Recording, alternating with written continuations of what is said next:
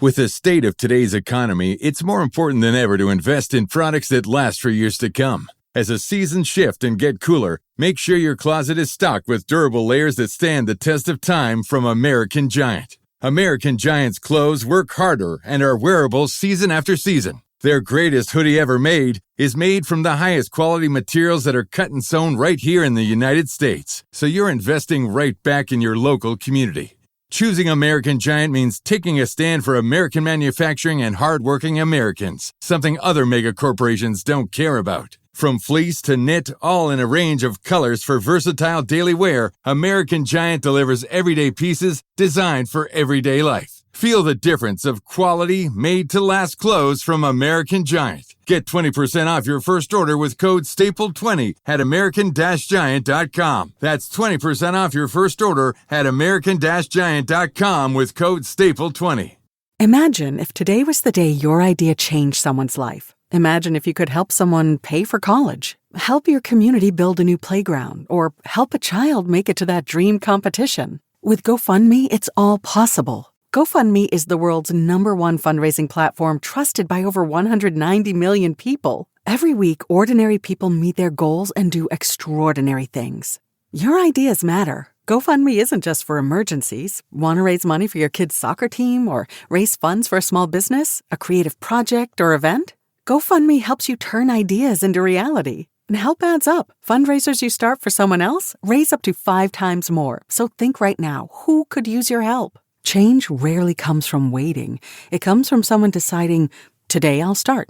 Don't wait for someone else to bring change. Today, start your fundraiser in just minutes at GoFundMe.com. That's GoFundMe.com to start your fundraiser. GoFundMe.com. This is a commercial message brought to you by GoFundMe.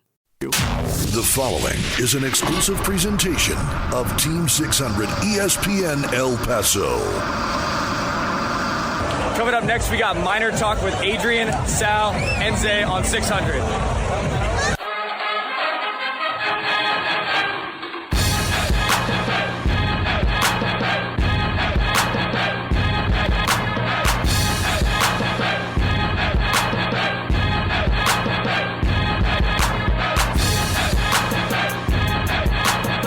We are live. MinerTalk is here, presented by Jack in the Box. I'm Adrian Broadus.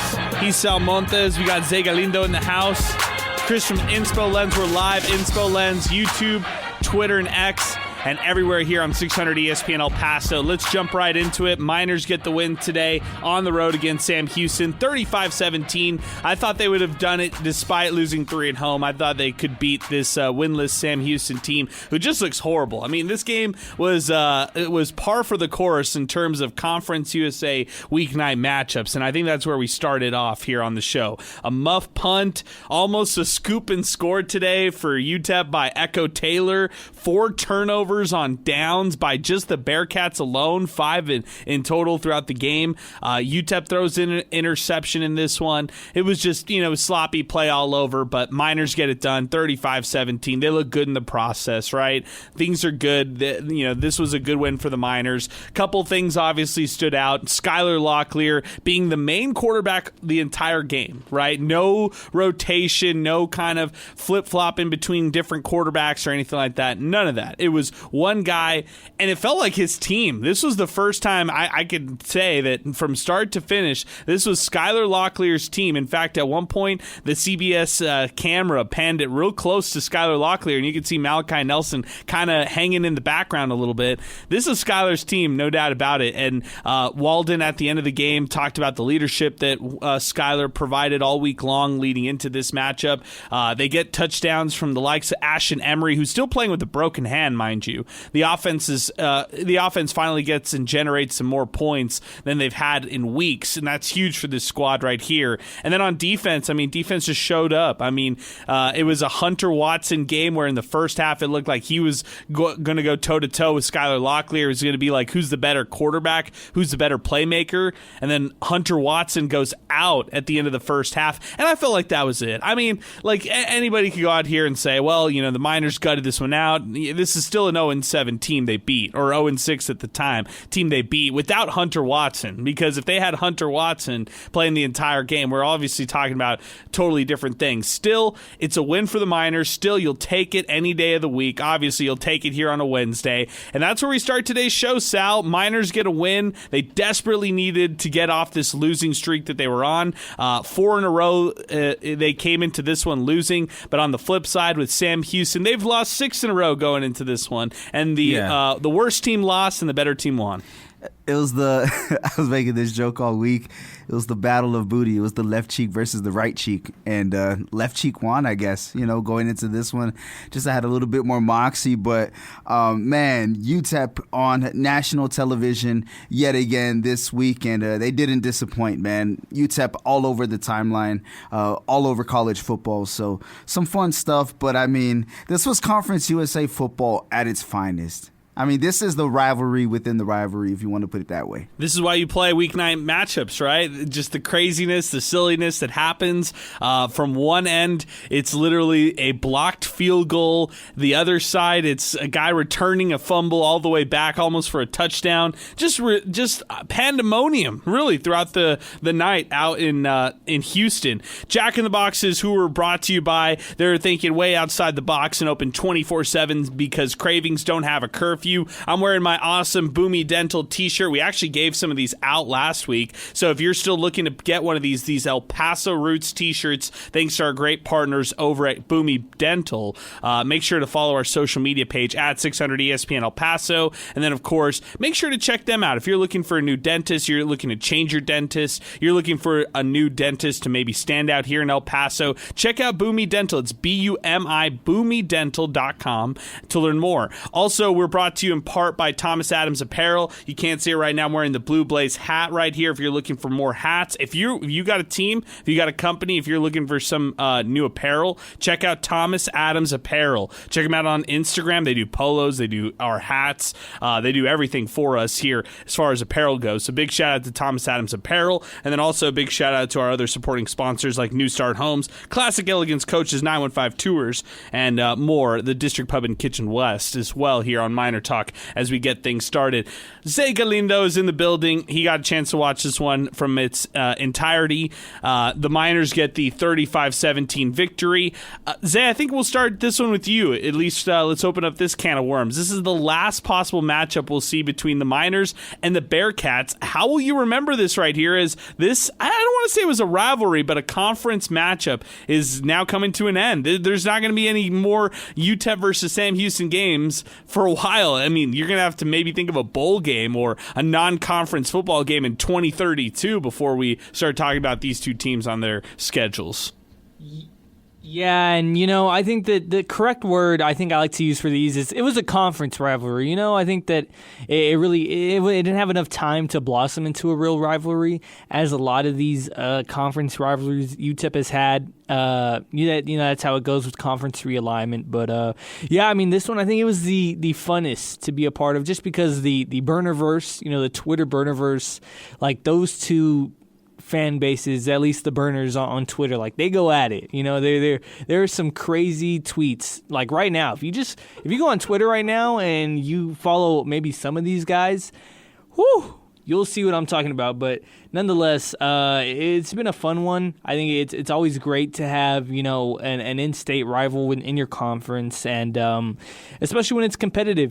Sam Houston State beat UTEP last year. UTEP beats them the year before. In basketball, it's usually a fun game. So all in all, I think this was a nice way to send the Bearcat or send UTEP off. Yeah, exactly, with the big win right there. Our telephone number to get our show started, 915-505-6009, 600 ESPN El Paso, Twitter and X, and 600ESPNElPaso.com. Sal, I'll ask you the simple question. Is this Skylar Locklear's team?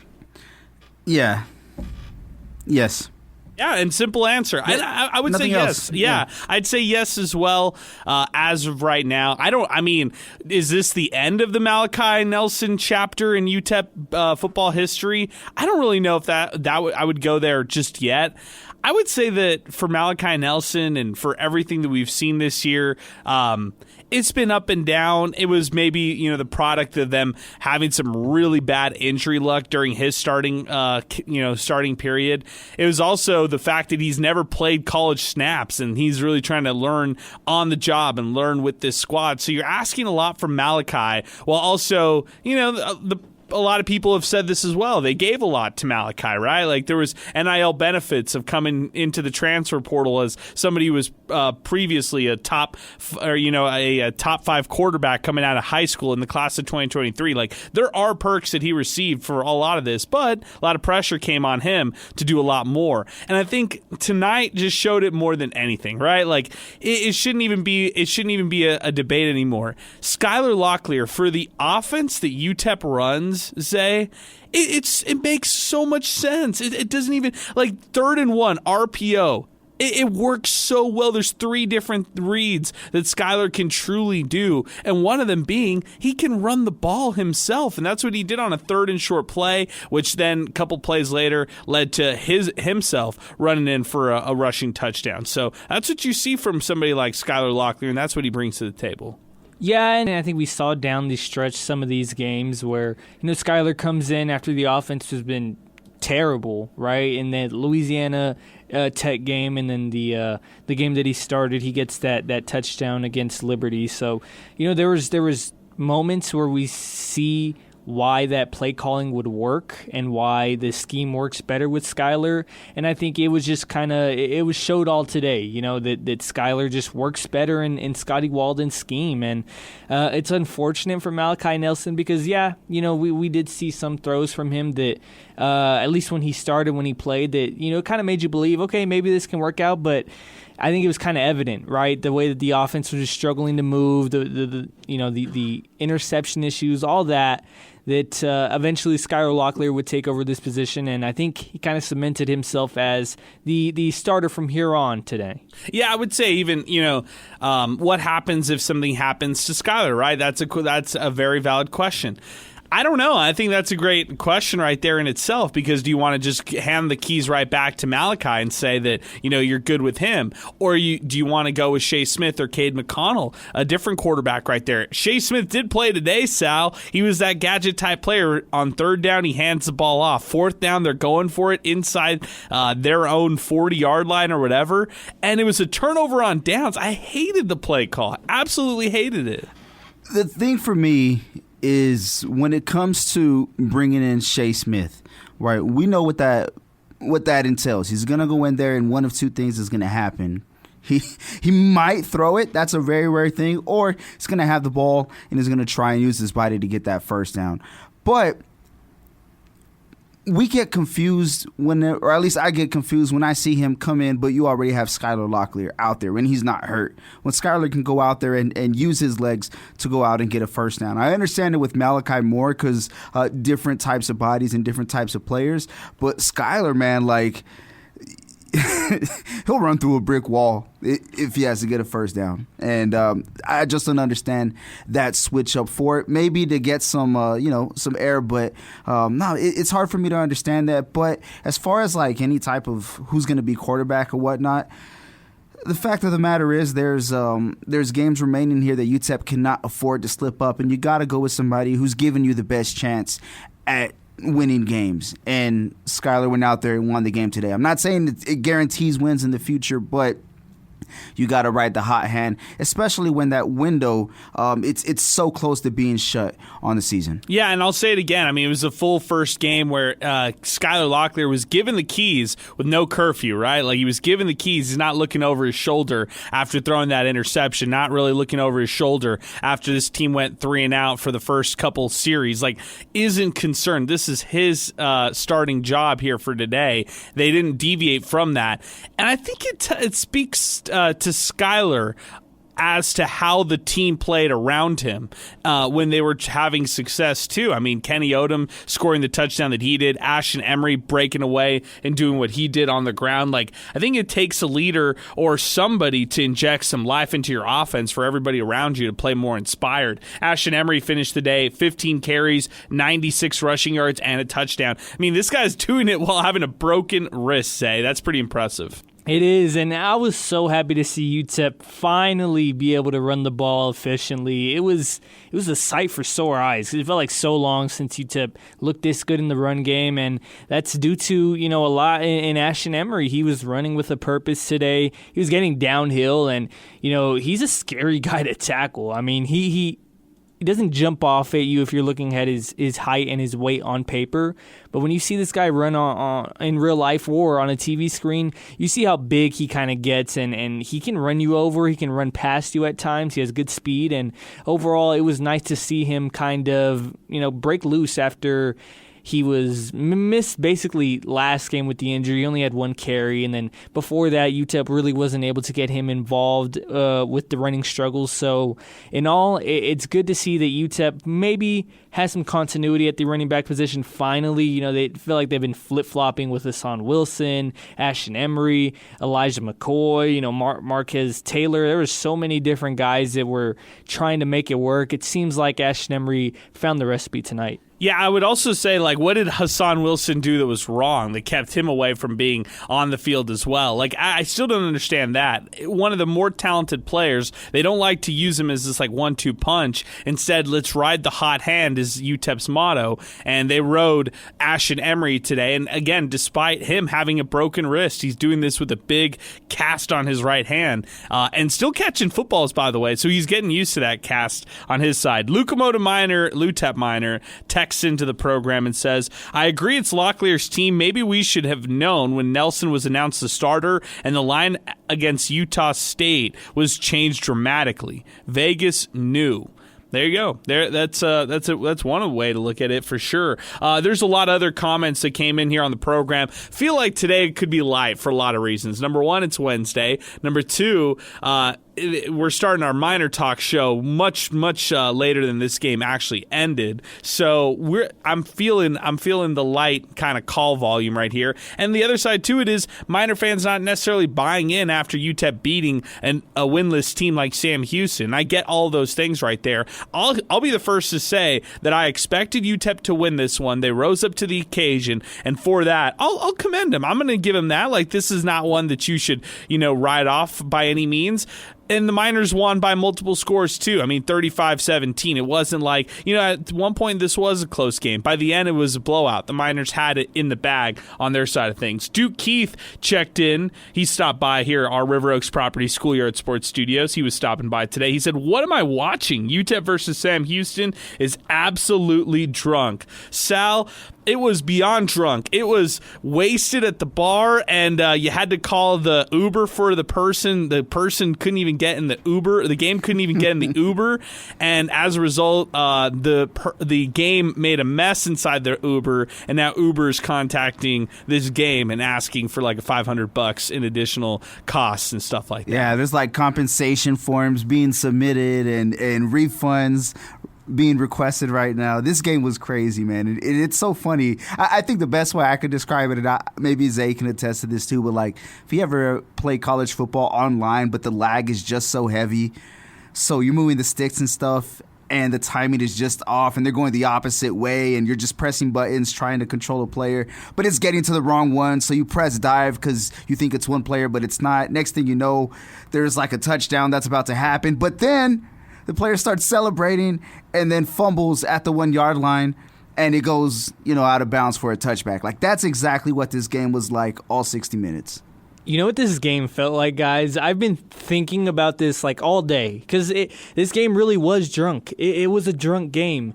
But I think the perfect analogy comparison for this game is this game was just UTEP versus Sam Houston on a Wednesday night. That's the perfect comparison. The game itself, because whenever I see another crazy college football game, maybe it's Maction down the road, maybe it's a college basketball game down the road, anything, any game, any sports event that seems wild and the weirdest thing's going to happen, I'm just going to compare it to this one. This is the epitome of a drunk game.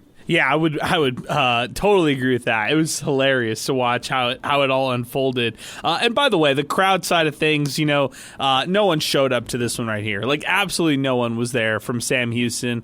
There were UTEP fans in the crowd as well. And then Augustine chimes in and says, John Teicher, this is what he says exactly. John Teicher calling out another school's support for the football team is really embarrassing. Fix UTEP's attendance and then critique other schools. #MinerTalk. I'm going to say this, Augustine.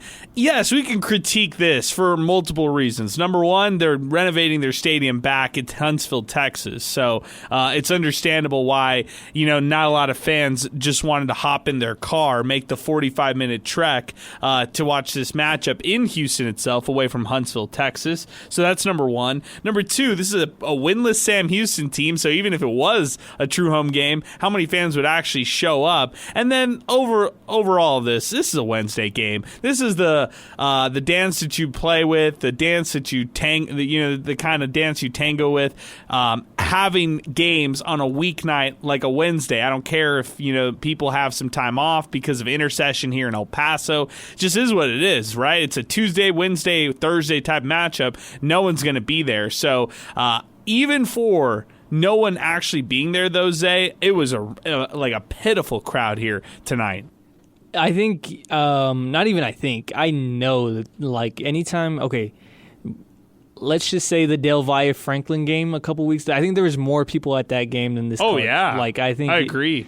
I can think of, maybe 10 Texas high school football games that I've been to in the last maybe 2 years that had more people. Like, this was embarrassing, and I understand it. Like, you gave the good points out to Wednesday game. It's technically a neutral site game, and it's a battle of teams that have combined for, coming into this one game, and we're 6 weeks into the season, so I understand why. And then it's a 6 p.m. kickoff. People are still at work on a Wednesday at 6 p.m. A lot of people are still at work, so it's just like you said. This is the result of weekday Conference USA action. This is what you're going to kind of have to give up to get that primetime TV slot. 915 Sun City Caper chimes in saying, was Malachi Nelson suited up and at the game? Oh, yeah, he was at the game, and he was suited up all right. Yep, number 7 was available. And they went with Skylar Locklear the entire game and didn't even think about playing number 7, Malachi Nelson. They played number 8, Shea Smith, change of pace quarterback, but didn't go with number 7, Malachi Nelson. Let's go to the phones, 915-505-6009, MinerTalk. Just getting started here on the show. Feel like tonight will be a light night here on the program. Understand that completely. Take a little week off here as UTEP heads into the bye week, and then back for a Tuesday game, and then a Saturday-filled November. And also, by the way, November, when MinerTalk on the basketball side of things starts off. So that'll be really exciting as well to talk some men's basketball and talk some UTEP hoops here in just a little bit. Let's go to the phones right now. It's Milkman who's joining us to kick off the show. Usually he's joining us at the peak of our show or the pinnacle of our show. But maybe a more, I don't even know how to describe you tonight, Milkman. More of a understanding Milkman tonight, more of a excited or cautiously optimistic. Where are you at tonight, Milkman? Well, I don't know if I'd make the jump to cautiously optimistic, and perhaps that covers it. But I did have to call in to give credit where credit's due, because Coach saw that something wasn't working, and he changed it up, and it did work tonight. So credit where it's due, And as you guys are saying, the team they all played better.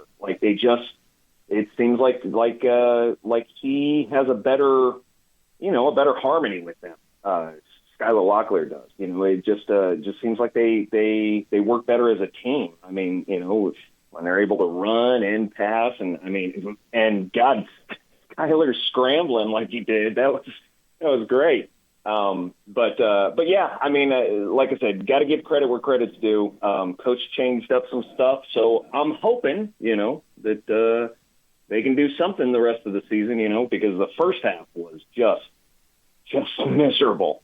So I hope we don't relive those days the rest of this season. What's something for you? What is something to you? Getting 5 wins? What's something?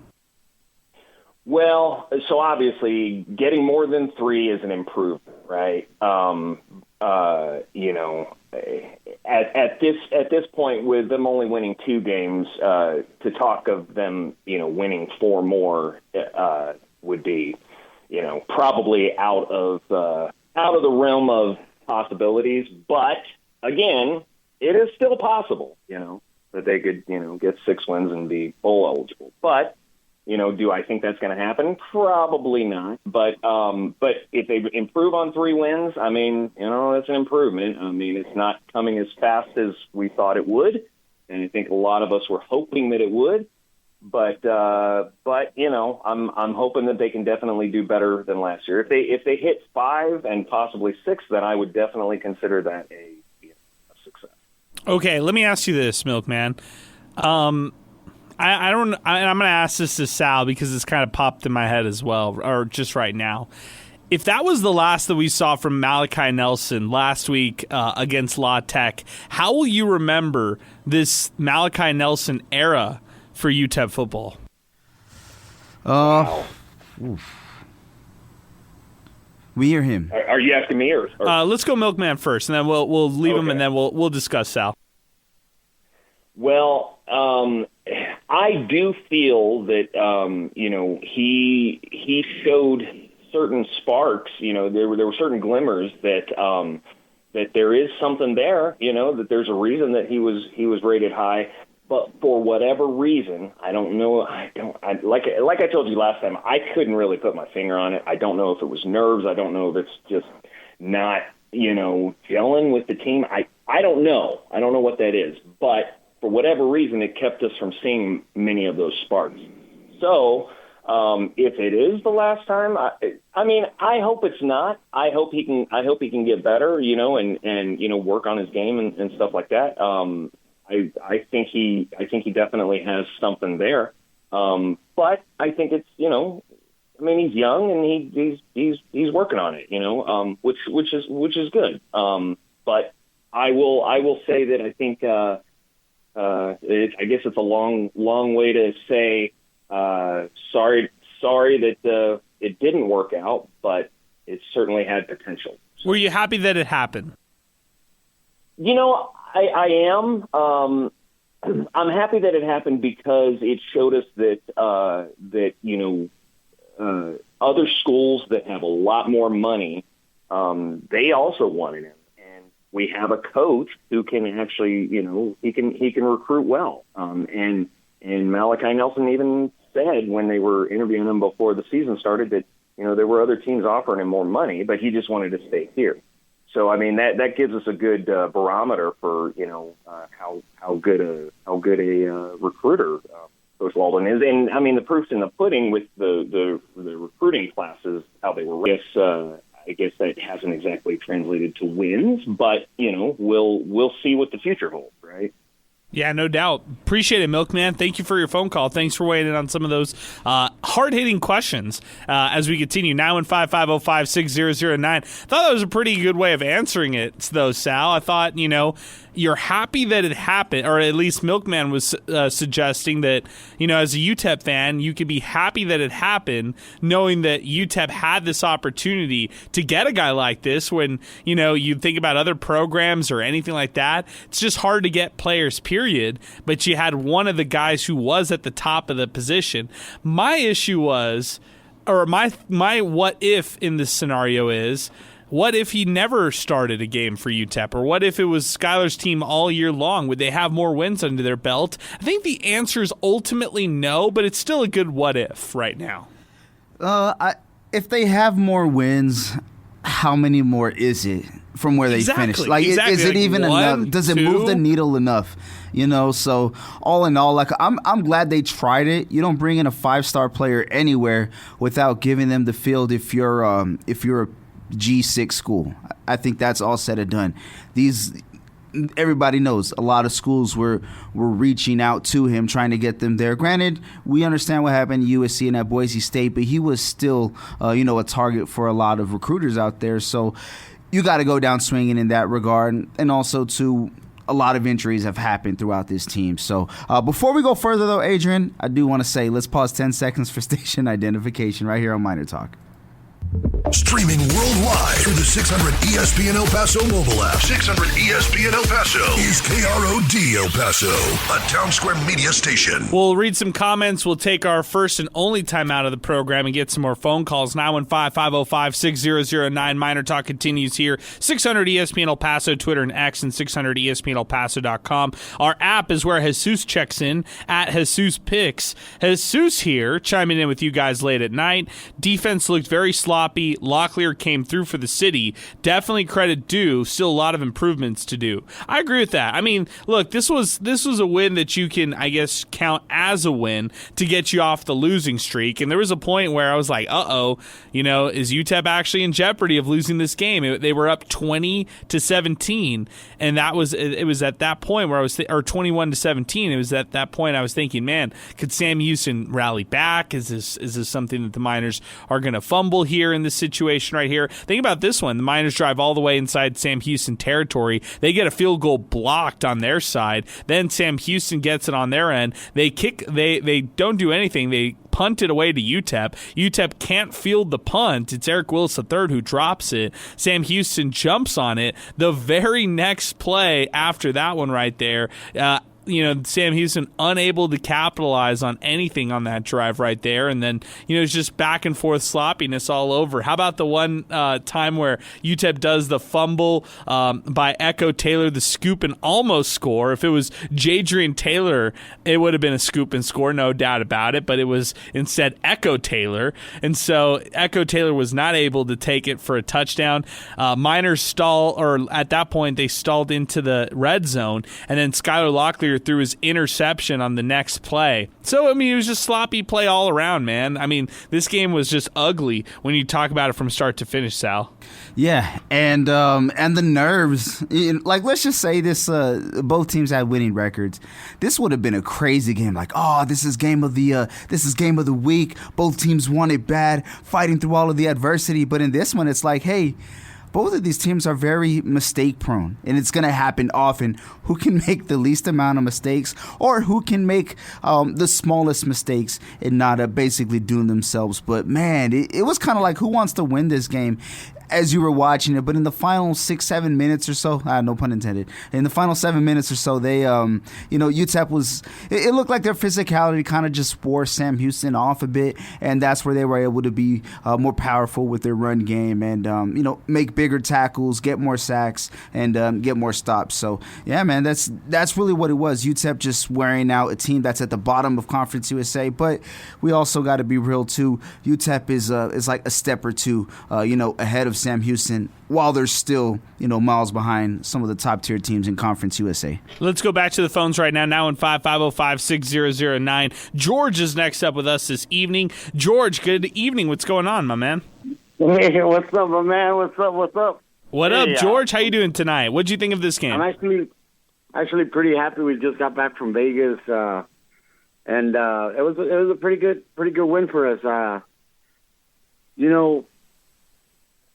Analyzing everything, I get what you guys are saying. This should have been Skylar's team all along, but it's good to give the Malachi the chance that they gave him. The only thing is that this team is not built, I think, for the attributes that Malachi has. He's a great quarterback. He has a lot of good vision downfield, but I don't take anything away from Skylar. Skylar's amazing. When he gets in his element and he's playing good ball, he has good vision. He was throwing pretty decent passes, and his scrambling ability is something that I don't think Malachi really is a strong suit. I think had he gotten more chance to develop, it would have been different. But regardless of who they start, you got to stick with whoever's going to get you the victory. Hot hand. Ride the hot hand and reward the hot hand, too.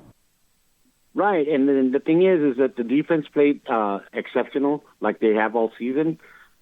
This is what I mean when you play complementary football, where the offense is reciprocating what the defense is giving you. You're gonna always come up on the high point of the game. You're gonna end up with a victory. I think Kennesaw State is pretty much a winnable game. you're going to be in a pretty bad environment. But hey, you can do it. I think there's winnable games. I haven't completely gotten away from UTEP. I still think they have a few more victories that they can put under the belt, but they're really going to take a team effort to do this.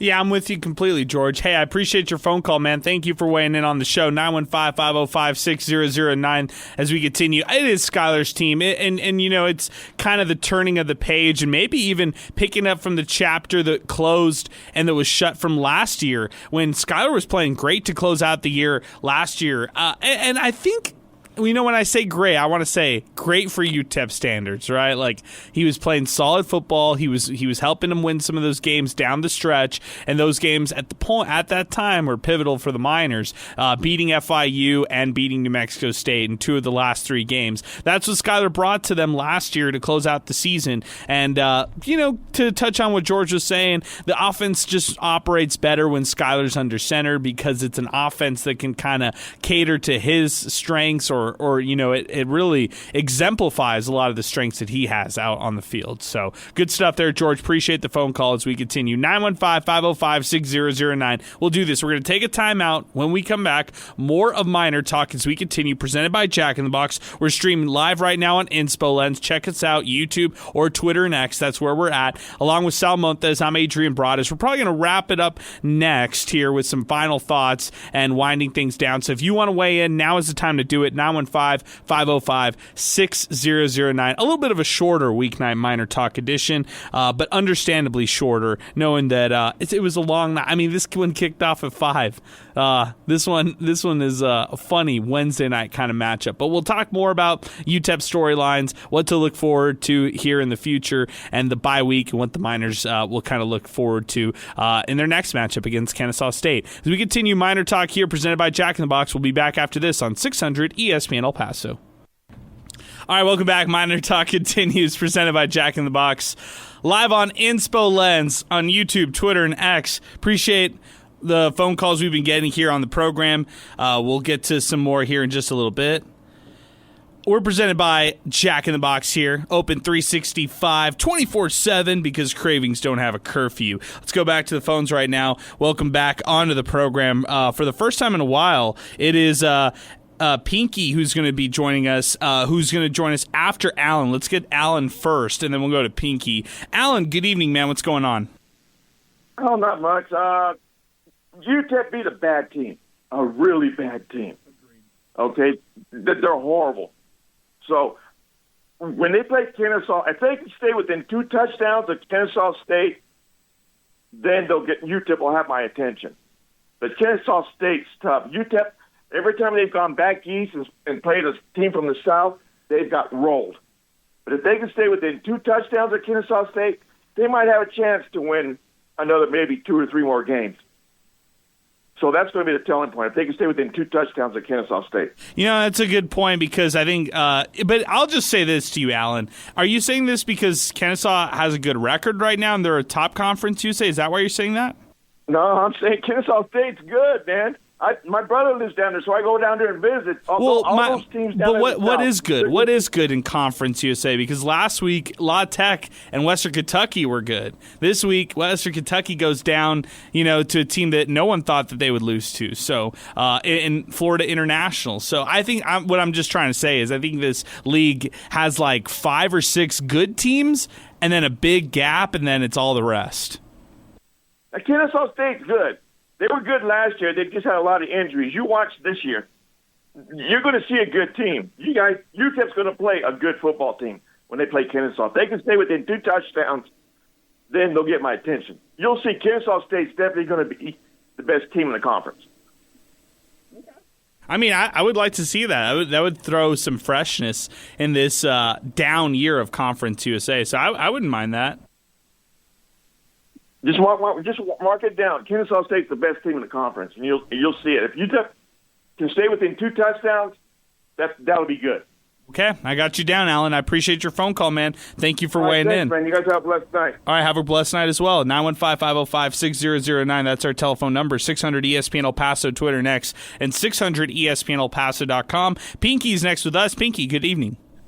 Hey, how are you guys doing? Hey, it's kind of hard to follow a phone call like that when all this guy says is Kansas State's a good team, and if UTEP stays within 2 touchdowns, respect them. And he said that about 6 or 7 times. So to me, why even make a phone call if you're going to just say that or just make it and get off? My call, I'm just kind of, why am I listening to this? Why am I listening to this? Why is he calling? Real quick, a victory is a victory. I don't care what it is, and I've been like that for a long, long time as a Miner fan. And I'll take any victory we can get. Yeah, it looked pretty at times tonight, and it looked bad at times tonight. And, of course, we had a couple of breaks. That wide receiver from Uncle Sam couldn't catch nothing when he was wide open, so that was a big break for us. But a couple of things that I just kind of like, when they put Chase Smith in, I thought they were going to give him a little run or option where he can go to the sideline and run to the side, and they just put him over right down the middle. And I couldn't understand that one either. Some of the play calling still, and when Skyler threw that interception, I didn't know why he wanted to throw it back across the field. If I was him, I would have just thrown it out of the end zone, and that was it, and get that down over. But little things like that you see, you kind of little question. But overall, hey, we're gonna take the victory, and I apologize to everybody that's been calling me and texting me and asking me how come I'm not on X. I have no idea why. I have no idea. Your account was suspended, Pinky. My best recommendation is create a new account, and you have to go back and follow everybody again. But that's the only way. You're like on the outside looking in, my friend, and you've been waiting to hear back from all your Twitter friends. But my best advice is scrap the old account. It's not going to get recovered. Elon, all the claims you've tried to make over there, not going to happen. Make a new account, my friend. Maybe that'll happen. Joe Chacon, who, by the way, has chimed in on Twitter and X with us as well, is joining us next on the phone lines. Joe, what's going on, my man? I'm supposed to be in bed enjoying my nice little slumber before I have to go golfing at 7:30 in the morning. Hard life. And, we're on break, so do what you do, you know what I'm saying? Flex on them. But when Pinky calls in, you have to chime in. And that man right there is number one supporter of UTEP, more than me, by far. And I've tried everything to free Pinky, and we can't free him. Oh my! If this call is only to talk about Pinky on Twitter, I'm ending this call. No, we're gonna end this call right now. It's not. So, I'm going to give you a little bit of a geography because I was repping from Houston at one point. Y'all were reading my tweets. So where I lived in North Houston, in Magnolia, it was 45 minutes just to get to Huntsville. Okay?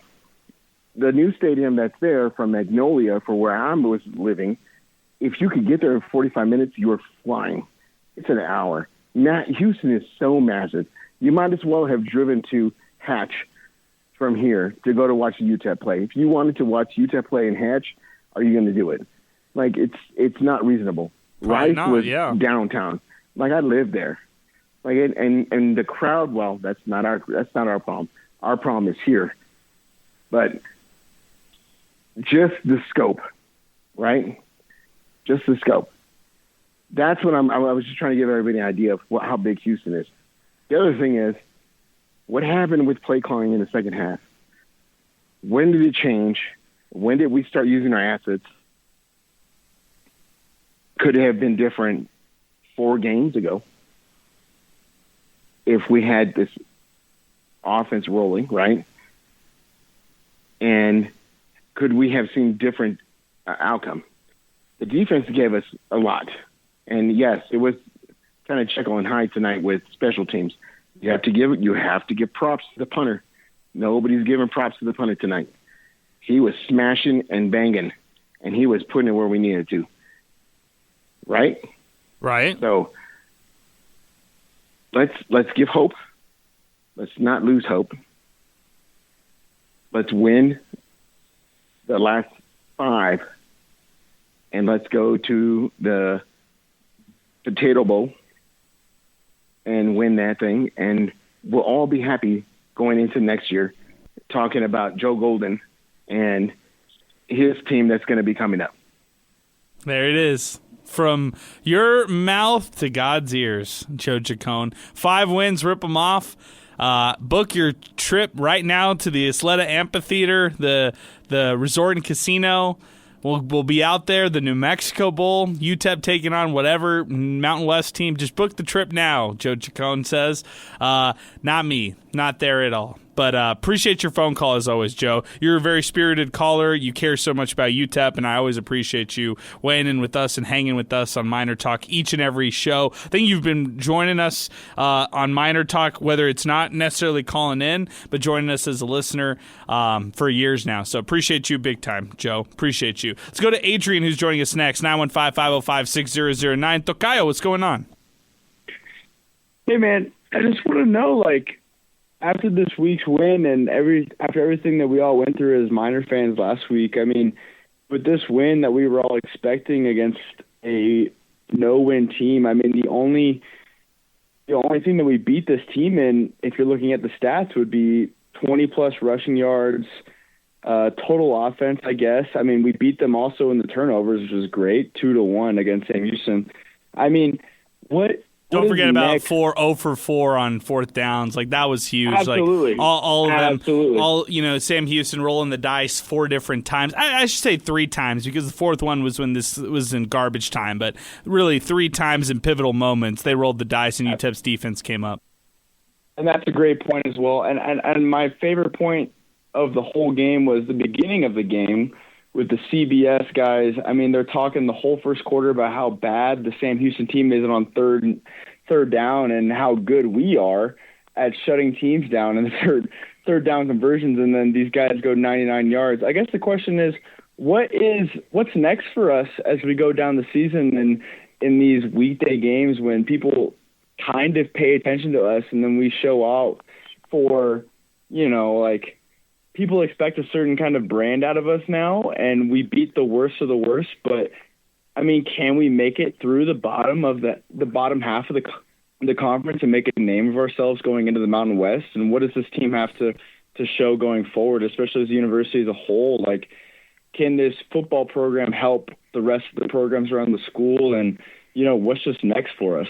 Yeah, I would say, okay, rushing all of that, right? You're rushing everything. You're trying to skip from, where they're at right now and get to the finish line. They're going to have to crawl a lot more before they can walk. And when they're walking, we're talking about them winning consistently on a night-to-night basis. So right now they're in the crawling stages, right? They just got their first FBS win. They just got their first win against a conference opponent. It's all in their infancies of all of that. But yeah, on a larger scale, what a football team could do for a program. I mean, if you're winning consistently at a football program, it's great for your university as a whole because you said it right there. Great in a positive way. They're getting national exposure. They're on CBS Sports Network. This is great exposure to be on. I mean, all the families back at home can watch all these games. Those are all great things. But Sal, they're far from there yet because they've got to win at a consistent basis. Even when they were winning on a quote-unquote consistent basis, which was not really a consistent basis a couple years ago when Conference USA midweek games first started, those games didn't always come UTEP's way. And when you had those victories like against Florida International or against Middle Tennessee, those were tough wins for the Miners at the time, and UTEP's not there yet. They're beating a winless Sam Houston team tonight. Absolutely. No, yeah, and it's tough, man. We talk about consistency for a team, and I don't even know if we could really talk about that yet. This is one game that they just happened to make less mistakes than the other team, and that's how they were able to come out with the win.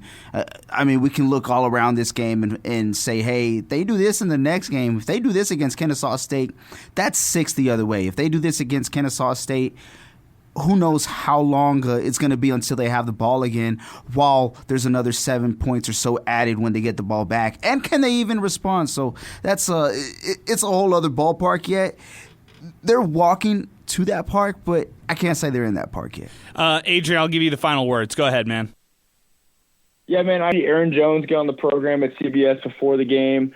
I know, referencing the teams in the Conference USA that we've played this year, I know the city of El Paso is really going to rally around what the teams we're going to be able to play next year in the Mountain West. I know it's an exciting time period. It's just frustrating as passionate UTEP fans as you guys are and we all are here calling into the program. We're excited to see this team succeed. We just hope that for the best of the rest of the season. It's just going to take a lot for the school and the city to rally around what's available and what we can do to be able to be around it. And we beat the team in two statistical categories today. I guess a winless program, and we can take the W as much as we want. We just got to keep pushing forward, especially against a good Kennesaw team going forward. Really appreciate you, Adrian. Thank you for your thoughts. Thank you for your comments here post-game here with us on Miner Talk. 915-505-6009, winding things down. So if you want to duck in a late call like everybody's been doing, Joe, Pinky, Adrian, Alan, give us a call right now, 915-505-6009 before we wrap up the show. Brian's next with us. Brian, good evening. Hey, what's up, y'all? It was a good win for the Miners. It's a poverty team, but it is what it is. But I will mention one thing about what I'm noticing with the offense and all that. The offense is definitely built around Skylar. That was evident with how Skylar was playing compared to how we've seen Malachi. And it brings me to an example on how the offense is definitely not built around Malachi in any sort of way. It's like if you were to put Matthew Stafford on the Arizona Cardinals, because as you know, Kyler Murray is mobile and a dual threat. So the same kind of system would not work for Stafford, and that's kind of what I'm noticing with the differences between Skylar and Malachi and all that. Because Malachi is very pocket passing heavy, while Skylar can move around more and is more flexible in the matter. Yeah, but maybe overall, we haven't even seen, real quick, Brian, maybe we haven't even seen the best from Malachi, in a system that works for him. And maybe that just shows you that a specialized offense that works for him is hard to find. Other guys are kind of chameleons. They can adapt to different coaches' schemes and stuff like that, or coaches recruit them to their scheme. And for Malachi, just hasn't worked for these last three spots. And I would include UTEP in that mix for the spots. It just hasn't worked out for him. Yeah, I'd say so, because mainly have what we've seen with Malachi, especially with the interceptions that I've seen. I know those are mainly bad decisions based on the status of the game, but it happens a lot. And maybe we can build around him in the future, but who's to say that he's going to stay any longer? You never know how this program may go. I'd say the best approach is to stick with Skylar and see what he can do, because he was killing it, and hopefully he can continue to kill it for the Miners going forward. Good stuff, man. I appreciate you, Brian. Thank you for weighing in. 915-505-6009. Domingo, who chimed in not wanting to talk anything about Miner Talk, talking about some soccer. El Paso Visuals Deportivos chiming in. This is Skylar's team? Just like that? Each of said quarterbacks have exactly one win under their belts as starters. One was over at D2 school, and for the other quarterback, a win was against a winless Division I team. Call it a wash. Not ready to drink the Skylar Locklear flavored Kool-Aid. If he gets another win, then okay. By the way, I don't care if a coach suits up to play quarterback. I'll take the dub. Always a good day when the Miners can win. All right, there you go. And Augustine chimes in with some creepy selfies, just scary selfies. I'm going to have some Halloween month, It's man. Halloween. It's spooky season, Sal, so I guess that's what we're getting right there from Augustine. Yeah, I'm just scared. And a lot of tweets and comments from Augustine, but I think the selfie, the dark selfie scared me enough, so I don't want to read anything. David Castro, UTEP finally pulled off a true win this year, but seriously, how do we burn 2 timeouts in the first 6 minutes of the game? Don't even tell me that, dude. And he was here. We were watching the game at that point, and we did a double take after the first one, they really, okay, whatever. And then they call another timeout, and we're like, what the hell is going on? Now, granted, that second timeout did warrant a stop. So I'll give that. Maybe it was a different look that they needed to set up. Whatever the case was, it worked out. But thank God it was just the first half, man. Because can you imagine in the second half where we know that UTEP wound up blowing the doors off of this one with about 6 minutes or so left. However, let's say it's the fourth quarter and you need, you're within 1-2 possessions or one possession, or maybe you're down a possession. Whatever the case is, up or down, you need all the time that you could get. Imagine blowing those timeouts, man. That's terrible. All I could think of is like this sets precedence for what's going to happen when the game is on the line. Like these habits are going to start to build. And they have. They've costed them in previous losses. I mean, it could just get worse than that. Like, thank God it was just the first half, and thank God it was just Sam Houston. Hey, this is coming in as well from David Castro. The small mistakes still occur weekly. Still a win's a win. Okay, good stuff, David Castro. This was coming in, by the way, from UTEP News. And by the way, UTEP News deserves some kind of Twitter award or something like that. He's been on a heater lately, and I've been asking people who are very pro UTEP, like, hey, what do you think about this guy? Like, this guy is posting all the time, and everybody gives me the same response, Sal, which I can appreciate. They tell me, look, it's hard to not laugh at some of the memes, but he kind of treads that fine line between some that are really funny and then some that are like, oh man, that's tough. Like today, he says official attendance for Sam Houston versus UTEP 671, smallest crowd in Sam Houston history, and it's like totally a lie. Like they had like 4,600 people, which is a lie as well. But I just I just love how he just baits everybody to chime in on his stuff. That tweet itself is blowing up on social media. Oh, man. I love it, though. And this is what you wanted. This was the burner bowl, essentially. UTEP versus Sam Houston. Like, going into it, both teams know that the future, after this game might not be too bright, just as it was dark, in that first half. So, I mean, man, you couldn't get a more sickos type game this week and a more sickos type Twitter sphere out there. So I loved it, man. All the burners, all the what do they call, like NBA YoungBoy, spam, Sammy, Miner, whatever the case was, man. You gotta love it. So no, I'm all in on midweek action, man. I'm kind of sad. I think I'm gonna start a petition for UTEP to come back to Conference USA, as I love these Wednesday games. I love them, Sal, because we have our weekends. That's why I love them. I love them because we have our weekends for selfish reasons. That's it. Other than that, it messes up the week, messes up the sleep schedule, and as far as fans goes, it messes up attendance and all that, all those kinds of things. So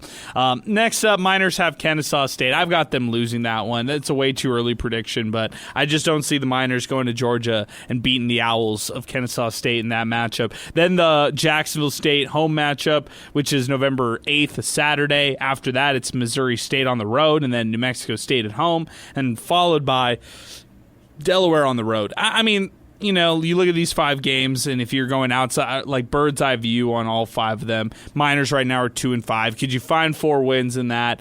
My answer to that is no. But if you really had to piece and talk yourself into 4 wins, they're somehow knocking off Kennesaw State, and that propels them moving forward with this win streak. They beat Jacksonville State, and then they lose to Missouri State on the road, but they beat New Mexico State, and then you've got a coin toss of a game on the road at Delaware to try to compete for bowl eligibility. Like, that's the only way you could talk me into that happening. But I just don't see, again, way too many road games for them to actually, for anybody out there to actually believe, right? Like tonight was kind of a home game in itself, and the Miners took advantage of that. But next week against Kennesaw State, or after the bye week, I should say, against Kennesaw State, I just don't see it happening. Maybe it does. Maybe the Miners hang in there and stuff like that. But I think this UTEP team is maybe a year away. Do they keep the likes of a Skylar Locklear, run it back for his senior year to try to be competitive in that first year of the Mountain West? Do they bring in a new transfer quarterback next year to see what he could do? I don't know. I'm fascinated by that, but I'm also fascinated to see how UTEP can kind of turn a positive note on this season, which has had a lot of negativity, right? Like these 3 games that they lost going into this one, the home losses were tough, 4 altogether, including the Texas game in a row that the Miners lost. They hadn't led, Sal, since the Tennessee Martin game, and today they took that early first half lead to take their first lead since that Tennessee Martin game. But any of your final takeaways as we wind up the show and kind of look ahead to this bye week, and then after that, the game against Kennesaw? Yeah, I really like the way that the defense was able to respond after they were pretty much getting sliced up. I mean, allowing a 99-yard touchdown drive early on in the game kind of, it loomed doom. And we could be honest, Watson going out definitely makes a difference. But you play the game that's in front of you, and you try to do the best that you can. And so far this year, top to bottom, UTEP's defense has been the most consistent out of any type of, out of each side of the ball, whether it be offense, special teams, or defense itself. So that's the one thing that they can hang their hat on. They lead Conference USA in numerous stats when it comes to defense. So that's what I take away from it. They were able to rally and be consistent throughout and allow their offense to get the ball back and score some points. So that's what I really liked. But going into next week, just be fundamentally sound and be ready for the play, be ready for the changes that may have to be made, because I swear, man, if I see another timeout that doesn't need to be called because they weren't ready, or a timeout that's being used to prevent a penalty because, guys aren't in the right spots, personnel's not being, set up properly, I don't even know, man. I'm going to lose it because Kennesaw is not going to be doing that. When you go out to Delaware at the end of the year, they're not going to be doing that. You go to Missouri State over there in Springview or Springfield? They're not going to be doing that. And it's their first year in Conference USA. So just do those little things right, man, and you can set yourself up for more success. Chris with a hot take to close out the show. Let's not sugarcoat it. This wasn't a statement win. This was a pillow fight to avoid being the doormat of Conference USA. Yes, UTEP finally got a win, 35-17 over Sam Houston State, but let's keep it real. This wasn't beating Boise. This wasn't taking down a contender. This was taking down an 0-6 Sam Houston State team, and yet there we were, Scotty Walden jumping up and down the locker room like we just clinched the Mountain West, the players waving the pickaxe on the sideline they just struck gold. Look, I get it. The guys need a moment, but they've been going through hell, but you can't build a winning culture on celebrating mediocrity. You don't hang your hat on beating a team that is 13-18 since joining FBS. You hang it on progress, on executing clean drives, on fixing your defense, on not letting another team hang 30-plus on your next week, or trying to actually have an offense against a good team. I love the energy, I love the passion, but UTEP's standard has to be higher than we beat the winless team, because until that's the mindset, we'll keep living for one night of celebration instead of a season of relevance. Because next week, Kennesaw State's rolling in at 4-2, and they actually look like a program on the rise.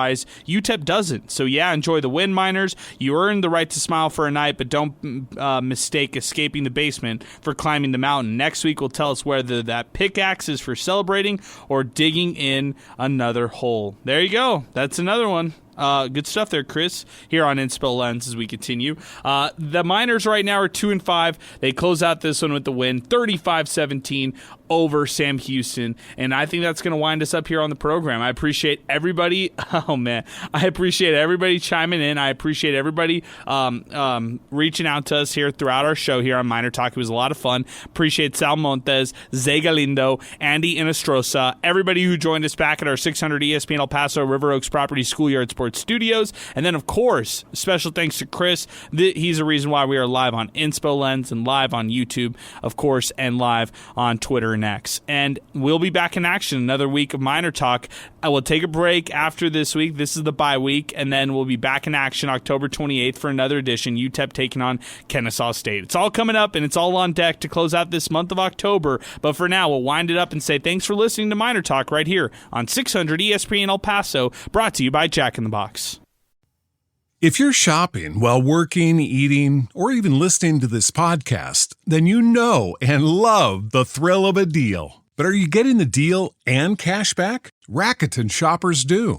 They get the brands they love, savings, and cash back. And you can get it too. Start getting cash back at your favorite stores like Levi's, Plow & Hearth, Adidas, Sephora, and Neiman Marcus. Stack sales on top of cash back and feel what it's like to know you're maximizing the savings. And it's easy to use. And you get your cash back sent to you through PayPal or check. The idea is simple. Stores pay Rakuten for sending them shoppers, and Rakuten shares the money with you as cash back. Download the free Rakuten app or go to Rakuten.com to start saving today. It's the most rewarding way to shop. That's Rakuten. Rakuten.com.